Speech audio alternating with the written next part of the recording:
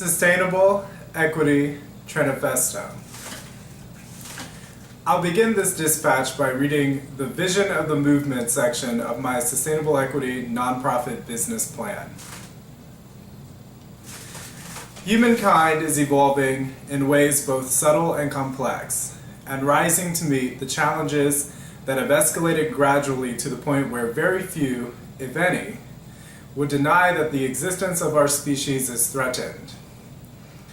Poverty, perpetual warfare, and climate change are just a few headlining issues that give us cause to pursue a more enlightened approach to constructing and maintaining our cultures, societies, and economies.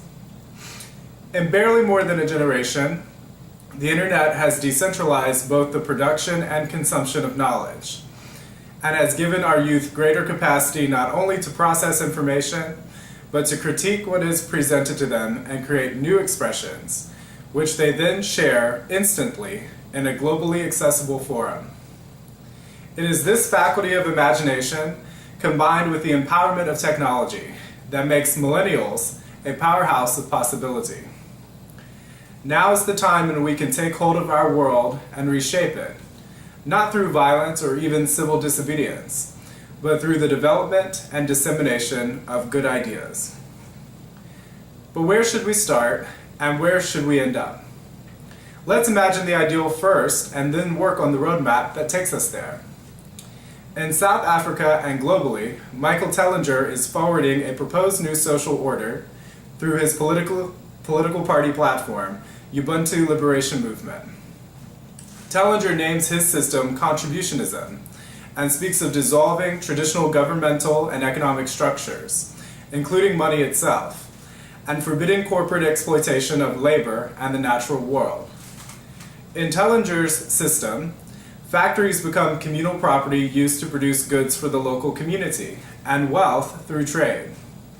Noting South Africa's rich natural resources, Tellinger believes that each citizen could enjoy a lifestyle of freedom and abundance with just 3 work hours per week. Tellinger is gaining a global audience and promoting his radically divergent, utopic vision to the masses. As radical as the Ubuntu movement may appear, another movement takes it even further.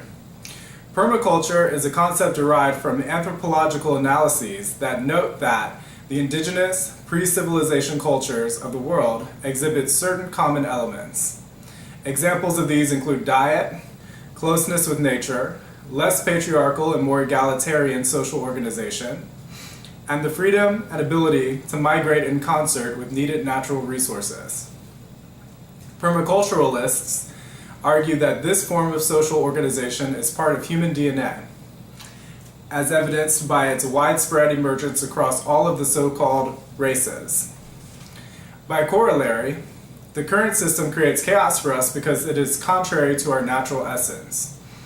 The movement, therefore, seeks to spread awareness of permaculture as an option for sustainable social organization, and must also confront the reality of historical and continuing genocidal sentiment and action directed against it. Together, Ubuntu and permaculture represent 2 very different but equally extreme visions for a better collective destiny than the one that now dominates.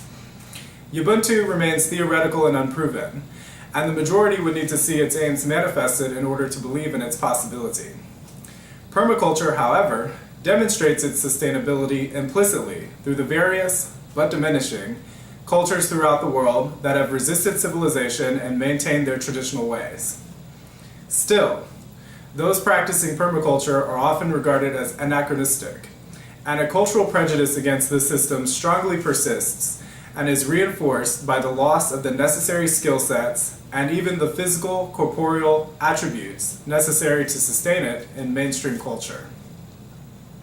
It is doubtful that the majority of Americans, and especially Southern Virginians, would take to either system as a new mainstream.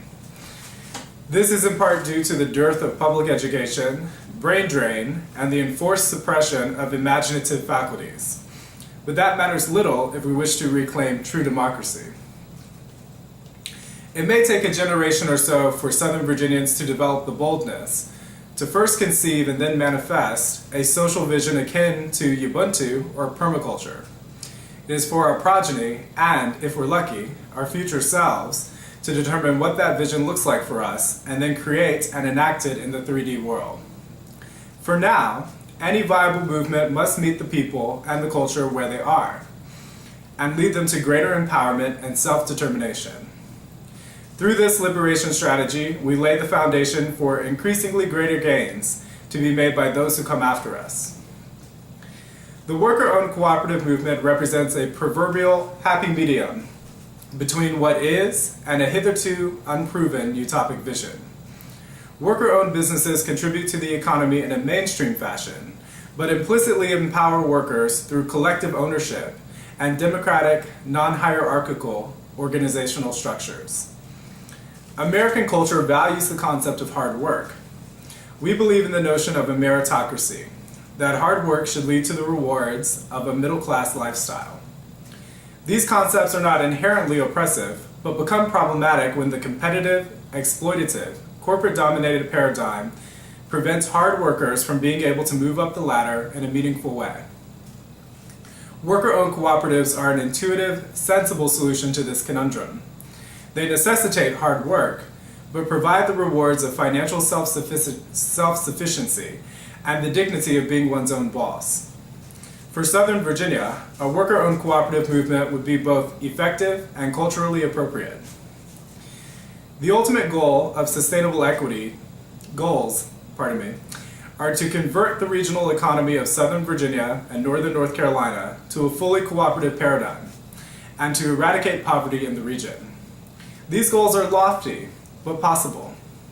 They require us to imagine that we can evolve beyond greed and the love of power. They require us to work incredibly hard and to become fully awake, engaged, and active participants in the physical construction of our social economic system from the ground up. They require us to hold ourselves and each other accountable, and to acclimate to a political economic environment characterized by full transparency. They require us to practice the values that we preach.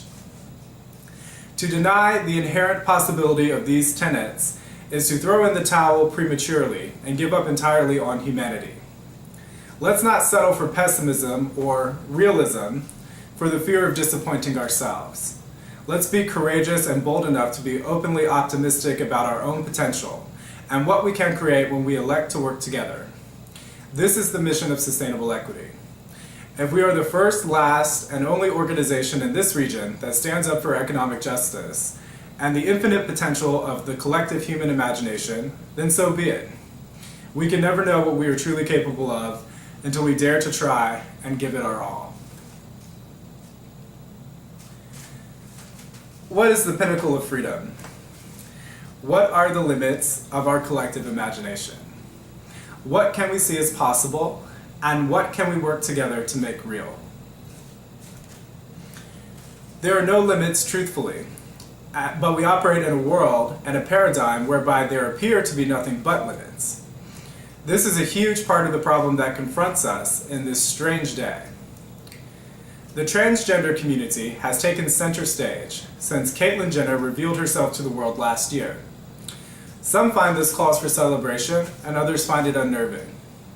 For me personally, I have always found the transgender community to be inspiring. I think that it is not simply cosmic coincidence that transgender individuals are rising to become culture heroes at this particular time. We are a culture in desperate need of a self-conscious transition. Although many thinkers focus on the cultural meaning of Caitlyn's big reveal, the Vanity Fair cover, the ESPY Awards, etc., I think that the most interesting part of her narrative is the awkward moment before she became Kate. The tabloids had a field day covering Bruce Jenner's cross-dressing escapades. We saw an ambiguously queer man with long hair, klutzily donning increasingly feminine attire, makeup, etc. It was not until she had facial reconstruction surgery, breast implants, a glorious 22-inch lace front, a makeup team, and a fashion intervention from her stepdaughters that Caitlyn was ready to debut herself as the finished product. Transgender icons are inspiring because they dare to reimagine themselves from the ground up, or perhaps more fittingly, from the center out. Gender is so entrenched as a concept of self within our culture that we are literally assigned this designation from birth. And from that point forward are inundated by messages that reinforce this essential binary distinction. Everything from dress codes to bathrooms to appropriate toys and specified behavioral expressions linked to social utility serve to ingrain the realities of boy and girl, male and female into our psyches. Transgender people dare to reimagine and remake themselves such as to be consistent with who they feel to be on the inside. They take the most fundamental of identity concepts and assert that the rules do not apply to them. And an increasing number of them are braving the public gaze in the process. What if all of us dared to radically reshape ourselves, our lives, our realities, such as to be consistent with who we feel ourselves to be on the inside, and did so publicly, without fear, such as to shine as an example for others to follow, even if that means exposing the awkwardness of our own fumbling walks towards spiritual release. Deep inside, I feel myself to be a free being, a citizen of nature and the greater universe. I long for a world in which I can feel safe and enjoy abundance without having to toil or otherwise prove my worthiness. I want to dance naked in the sun and in the rain without fear of public nudity charges. I want to feel the collective warmth of a real community, close-knit, creative, and cooperative with one another. In my vision, we spend most of our time outdoors, growing food and building things together. We sing and dance and play and make art. We invent. We cook and we eat. We do not care who has the biggest house or the fastest car. We share what we have without fear of losing something in the sharing. Yet, society gives me much different messages about who and what I am. I am not worthy of abundance unless I carry the burden of painful, life-controlling toil. I am not meant for community as I envision, but should rather strive for the ideal of a 3-story house in the hills. It's silly and kind of perverse to want to dance naked outdoors, especially where others can see you. The activities I describe are counterproductive to the gross domestic product, and subsequently to national security. They are therefore invalid. I should grow up. I comply with society's messages at present. I work hard toward the end of financial solvency and surplus. I work for the security of owning things and having my space in the world that I can call my own. I do not dance naked in the sun, though I have been known to dance naked in the rain, late at night when no one can see me. But my life also is in a state of self-conscious transition. I will not simply allocate funds toward the accumulation of material items, but toward creating the community that I envision. I will also use surplus funds to fuel sustainable equity, my vehicle for communicating a better way of being to the world. I will share my transition boldly and publicly, in the hopes of inspiring others to reshape themselves and their lives as well. I suspect that I am not the only person who desires community and cooperation. Worker-owned cooperatives seem a logical midpoint between the ideal that I imagine and the real life that I live. When people start working together for a common cause, a common mission of livelihood and dignity, we will feel that sense of community once again. This is a powerful thing that can be channeled toward whatever ends we collectively envision. And so, it was important to me to acknowledge that sustainable equity is itself in constant, self-conscious transition. Today's mission may not be the same as tomorrow's. Today we dream of gainful teamwork. Tomorrow we may dream of elevating collective play. The pinnacle of freedom may be a historically shifting concept, one for us to constantly redefine as new minds transition to maturity and old lives transition to the next plane. As we work to reach the next checkpoint, let us not become so ingrained in our self-declarations, our now selected paradigm, that we become oppressors to tomorrow's freedom fighters. So many times I hear the old deriding the work ethic of the young. Yet the young are the ones who are not so beaten down by the world that they have lost hope in a more beautiful dream. Let us remain vigilant in our support of the human imagination and in the reality that anything conceivable can be created. Be the transition. Become the dream. Be kind to future dreamers. This is our Tranifesto.